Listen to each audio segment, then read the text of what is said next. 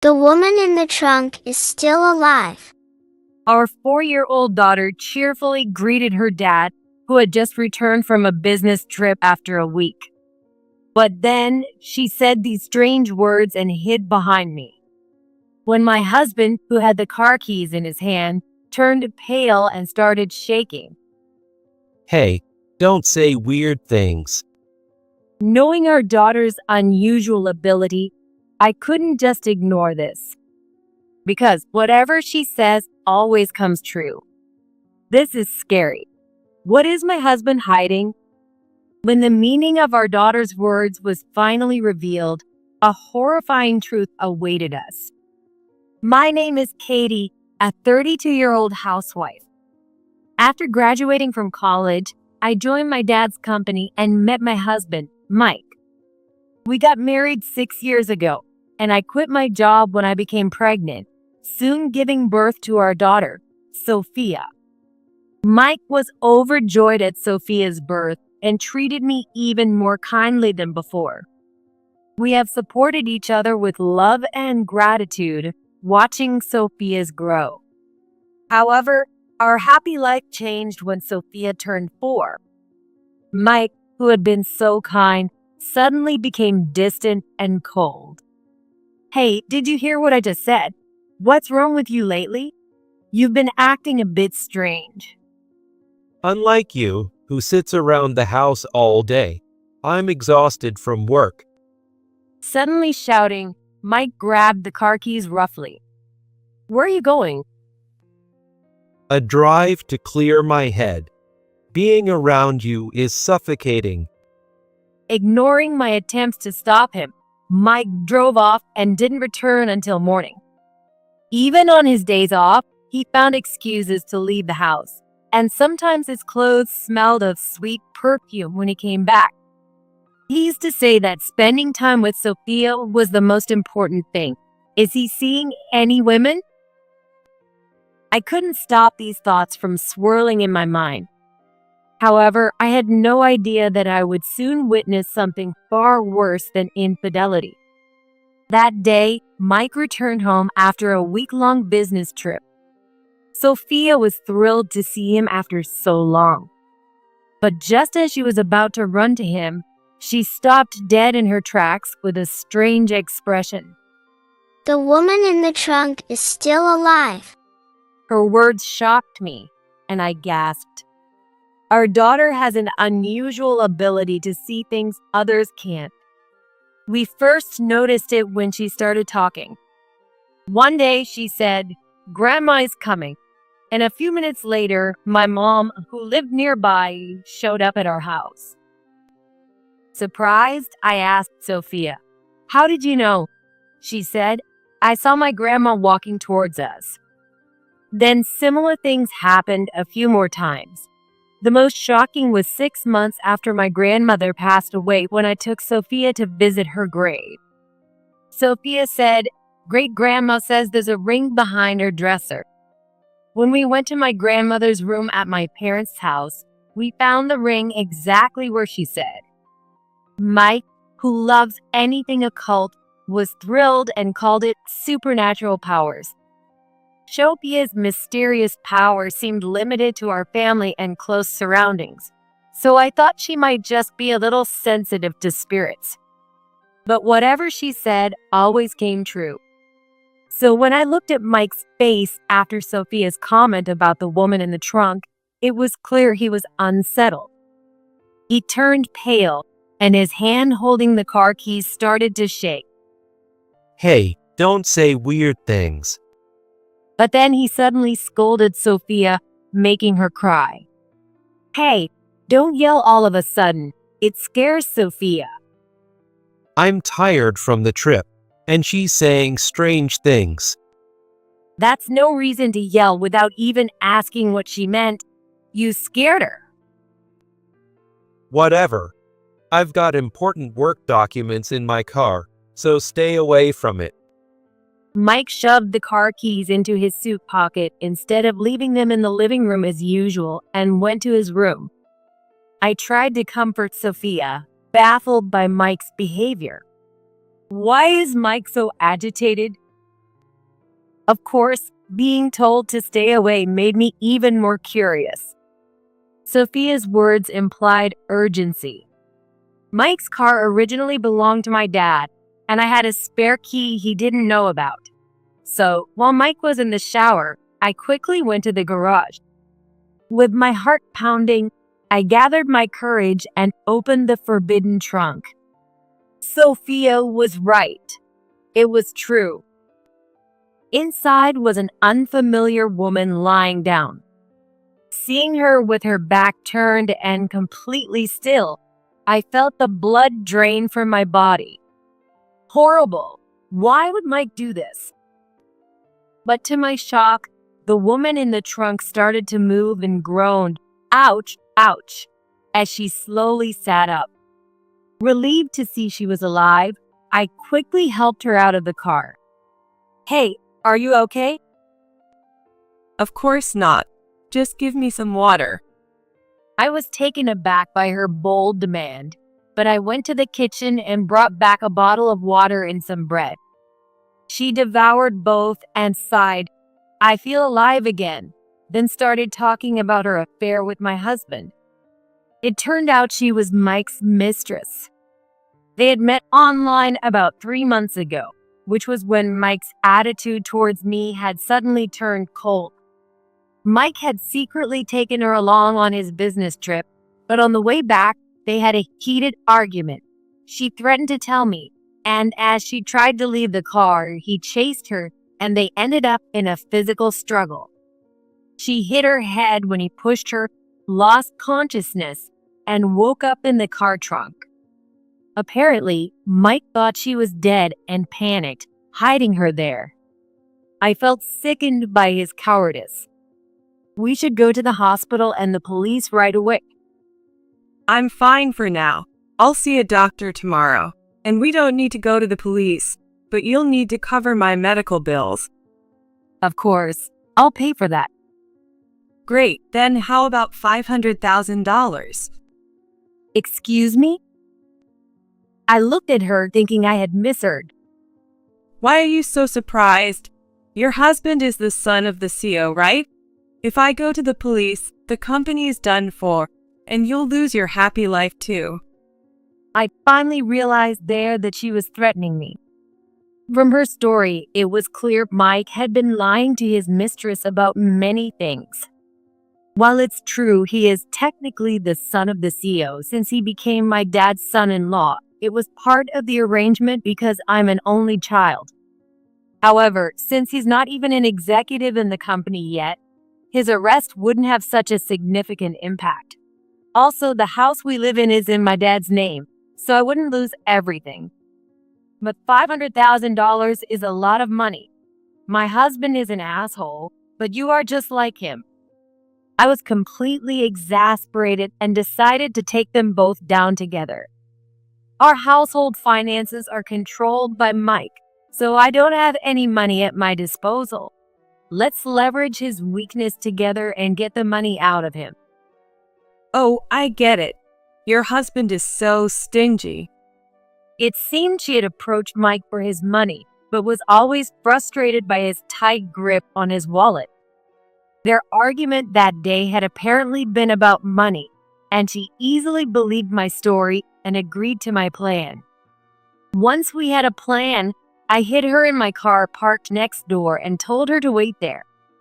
Back in the house, I called my mom, who lives nearby, and briefly explained the situation, arranging for her to take care of Sophia that night. When Mike came out of the shower, he suspiciously watched Sophia being taken away by my mom. Sophia said there's a ghost in this house, and she's scared. Since what she says always comes true, I'm having a famous psychic come by tomorrow. I lied, subtly hinting that he only had tonight to deal with the contents of the trunk, making Mike's face turn pale. You look very pale. Are you all right? Perhaps you'd better confess. What are you talking about? I have nothing to hide. Really? I didn't ask anything like that. Shut up. Mike shouted at me with no real force and fled to the bedroom. That night, I pretended to sleep, waiting for Mike to make a move. As expected, it's 1 o'clock at midnight. Mike quietly got out of bed and left the bedroom. I followed him a bit later. He grabbed a shovel in the shed and got into his car in the garage, not knowing the trunk was empty. He drove off, and I quickly got into my car with a hidden woman and started following him. Mike headed towards a nearby mountain. The path was straightforward, so I kept a safe distance to avoid being noticed. I was worried that if we went too far up the mountain, our phones might lose signal. Luckily, I found Mike's car halfway up the mountain. I parked my car in some nearby bushes and, with his mistress, watched his movements. It was a bright moonlit night, and Mike had left the car lights on, making it easy to see. He started digging with a shovel, taking about an hour to finish the hole. Then he cautiously opened the trunk and was shocked to find the woman missing. Frantically, he began checking the car, even under the hood, clearly panicking. Look at him. He's totally freaking out. She pulled out her phone and called Mike. The sudden ringtone and her name on the screen made him visibly terrified even from a distance. When he nervously answered, she whispered in a low voice, "Boo." Mike threw his phone and tried to run, only to fall into the hole he had just dug. Taking advantage of the situation, she tousled her hair, smeared her face with lipstick, and stepped out of the car towards the hole. The air echoed with Mike's terrified screams, loud enough to shake the trees. Mike, why did you take my life? No, it wasn't on purpose. Please believe me. I loved you, Mike. I loved you too. I could never hurt you, Laura. It was an accident. Mike tried to crawl out of the hole but couldn't stand, trembling with fear. He kept trying to escape, but kept sliding back down like an animal trapped in quicksand. She picked up the shovel and started tossing dirt into the hole. Hey, stop it. What are you doing? I don't want to be alone. Let's sleep here together. No, please. I'll never forget you, Laura. Please forgive me. Mike finally broke down and started sobbing loudly. It was a pathetic sight, one I had never seen before. Maybe that's enough now? I was completely exasperated and walked over to her, standing in front of the hole. Katie, why? How long have you been there? I've been behind Laura the whole time. I followed her out of the car and had been filming this ridiculous scene with my phone up close, but Mike hadn't even noticed. To be precise, she and I followed you from the house. Mike finally realized he had been tricked into thinking she was dead. You. How could you do this to me? I never knew you were such an idiot. Maybe I should post this online. Mike got angry and grabbed Laura's leg and dragged her into the hole, and they started grabbing each other. I'll really do it this time. I'm not so slow that you can do anything to me. Their ugly fight didn't last long as a police car arrived. I had secretly messaged my mom to call the police while waiting in the car. Why did you call the police? You tricked me. Of course. Did you really think I'd team up with you? I then told her that the CEO of Mike's company is my dad, Alex, and Mike is just a son-in-law with no power. Not that it matters, but I don't care what happens to Mike. You can have him instead of the $500,000. What? Who'd want this piece of trash? I'd return him with a bow. Too bad. I thought you two made a good pair. Soon, a police officer shone a flashlight on them, and Mike started making excuses while she looked oddly panicked. Officer, it's all a misunderstanding. I thought she was dead. but she's alive. There's no problem. Yeah, nothing happened. We're fine now. What are you talking about? We're here because you dug a hole on someone else's private property without permission. What? Oh, well, What was that about thinking she was dead? Let's discuss this at the station. The police officer easily pulled Mike out of the hole and then turned to Laura, saying, "You need to come with us too." He did a double take when he saw her face. Her face, with its garishly applied red lipstick, looked almost demonic. However, without mentioning her appearance, the officer exclaimed, "You're Emily, the wanted criminal." It turned out that the woman I had always found suspicious was a habitual marriage scammer. I was thoroughly disgusted with my husband's stupidity. Hey, Katie. I'll be back soon. Just don't tell Alex about this, okay? At this point, that's all you have to say. Don't you have anything else to reflect on? I'm sorry for betraying you, but I was deceived. Emily, was a con artist. His audacity to play the victim after a half-hearted apology left me in disbelief, and I sighed deeply. Listen, what I'm talking about is you putting her in the trunk. Sure, she's a criminal, but what you did was even worse. I had no choice. If I didn't, it would have caused trouble for the company and you. You were just trying to protect yourself. I can't stand your lack of integrity. I'm sorry. I'll change from now on. I'll prioritize you and Sophia. Please don't abandon me. At this point, Mike broke free from the officer's grip and fell to his knees, begging. My dad has already heard from my mom. They're going to fire you.